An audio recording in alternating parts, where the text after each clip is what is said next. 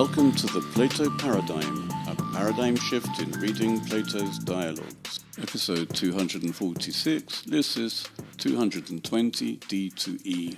In one of the early arguments, Socrates had concluded that the good requires no good to help it because it is self-sufficient, and therefore he had concluded that like is not a friend to like. This also included that bad isn't a friend to bad, but that the good wasn't a friend to good relied on this premise that friendship basically has to do with removing the bad from something. This led to the next argument that the neutral, the neither good nor bad, and he used the body as an example, was the only thing that could want the good as a friend. Again, the good itself didn't need any help. It was the good who would help the body only when the body had something bad in it, in other words, the disease. And the good in that case was the iatrike techne, the medical art, because as we all know, the medical art is a friend or friendly. And after this nonsense, Socrates had reverted to the idea that perhaps like could be a friend to like, but it was found that the good things such as wine or the cup holding the wine were good only insofar as they helped the really good thing, in this case the son of the father, who had drunk hemlock and needed help. Had the son not drunk hemlock, the wine wouldn't have been good, and the cup holding the wine wouldn't have been good. And we can replace good with philon in any way we want, friendly, a friend, or dear. And finally, Socrates has made a more abstract argument or conclusion, although he's still using the image of a disease as the bad thing. And he's saying that something is good only insofar as it removes a bad. When there is no bad, there is no need for the good. So his final conclusion is that because of the bad, the good, we love the good, or we are fond of the good. He uses two verbs, agapao and phileo. Agapao is cognate with agape.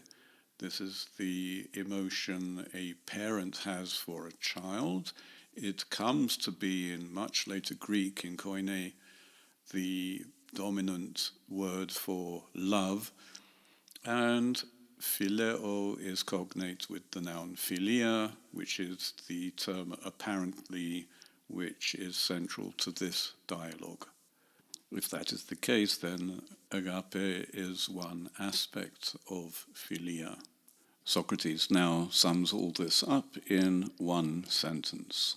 Arhuto pefuketikai philetai agathon diatokakon hufemon ton metaxu onton tu kakutikai tagathu autod hel tu heneka udemian chrean eche. Is this the nature of the good, and is it loved by us because of the bad, us being between the bad and the good, but it itself, for the sake of itself, has no lack? It seems that this is the situation, he said.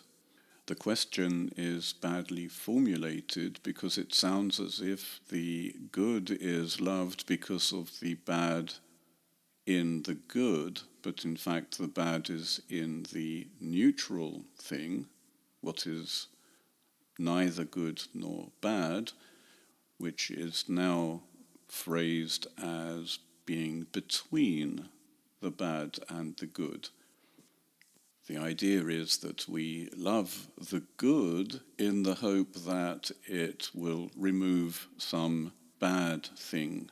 We, and not just our body, are between the bad and the good, and we apparently receive something bad which we want to get rid of, and therefore we love the thing which can get rid of the bad, but this thing is already good, whether it removes the bad or not. We don't say this thing is good because it can remove the bad.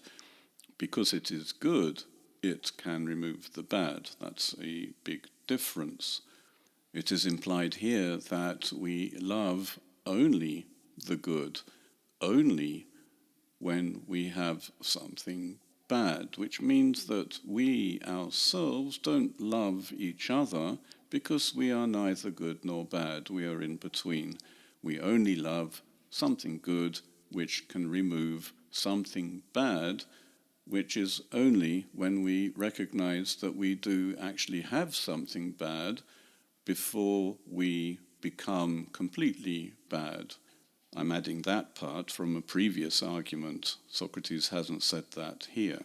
To ara philon heimine keno es ho eteliuta pantata alla, heneka heteru philu phila ephamen ena ekena, uden tutois oiken. So that thing which is philon to us, towards which all other things end, for the sake of another philon, we claimed that these or those things were phila, is not at all similar to them.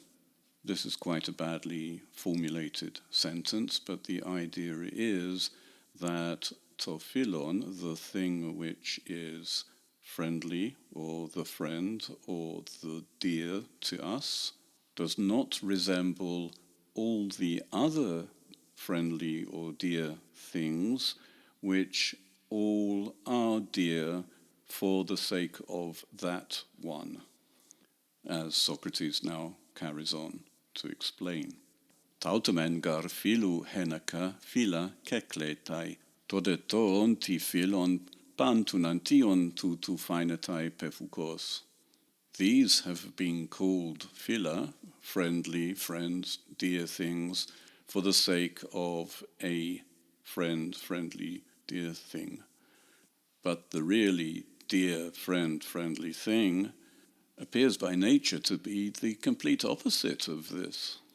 Again, we see that Socrates distinguishes between the really philon and the phila, the things which are not really phila.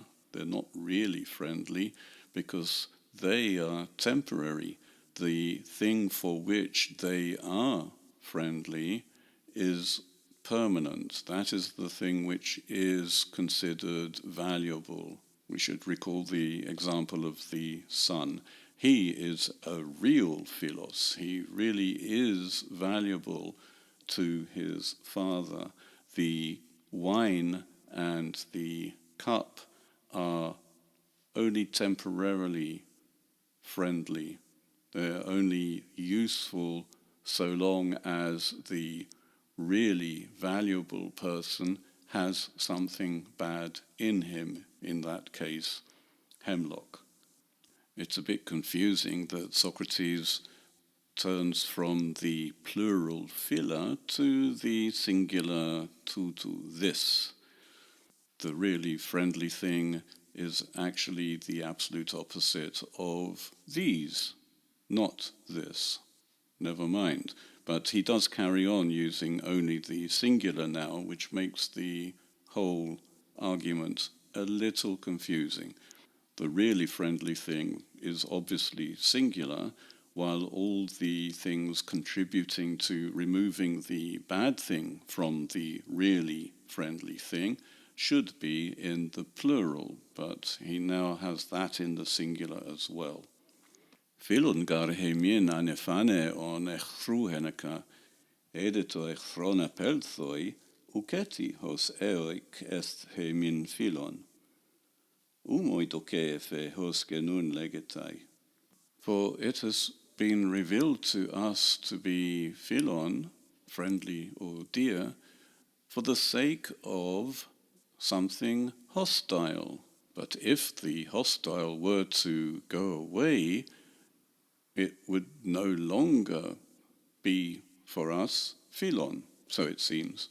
It doesn't seem to me, he said, at least as it is now said. Menexenus seems to be having a little trouble with this. He has to agree because the logic seems to follow, but apparently this isn't his experience of what is dear or friendly or a friend. Apparently, in his experience of friendship, one is not a friend because of some hostile thing.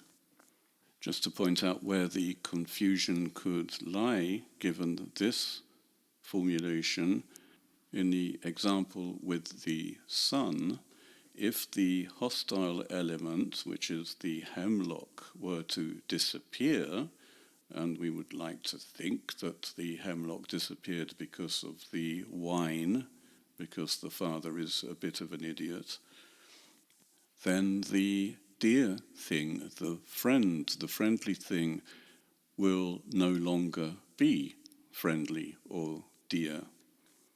Because it's singular, it isn't clear that Socrates is not talking about the sun.